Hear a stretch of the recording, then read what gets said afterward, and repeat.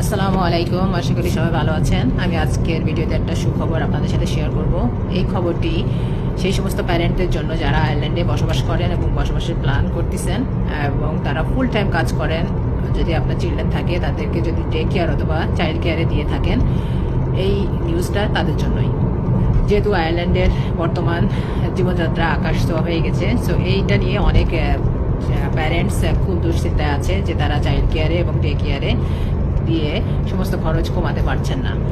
তো এর উপরে সিদ্ধান্ত নিয়ে সরকার একটি নতুন সিদ্ধান্ত নিয়েছে। নতুন সরকারি নীতিমালা অনুযায়ী এখন যে কোনো চাইল্ড কেয়ার সেন্টারে সপ্তাহে 45 ঘন্টার সেবার জন্য যদি আপনি চুজ করেন, তাহলে আপনাকে €183.70 বেশি চার্জ করবে না ওরা। আচ্ছা, আপনাদের ডে কেয়ার অথবা child care. So child care ফির উপরে এই সর্বোচ্চ সীমা নির্ধারণের ফলে মধ্যবিত্ত ও কর্মজীবী পরিবারগুলো সরাসরি বড় ধরনের আর্থিক স্বস্তি পাবে। বিশেষ করে যে সকল বাবা মা চাইল্ড কেয়ারের অতিরিক্ত খরচের ভয়ে ফুল টাইম চাকরি ছেড়ে ঘরে থাকতে বাধ্য হতেন, তারা এখন নিশ্চিন্তে কর্মক্ষেত্রে ফিরতে পারবেন। আয়ারল্যান্ডের এই সুন্দর উদ্যোগটি আপনাদের সবার কাছে কেমন লেগেছে? আর এটা চালু হবে ভেরি সুন, তো সেপ্টেম্বর থেকে। আপনারা মোর ইনফরমেশন গভর্নমেন্ট সাইডে অথবা এনসিএস ওয়েবসাইটে, অফিসিয়াল ওয়েবসাইটে আপনারা দেখে নেবেন।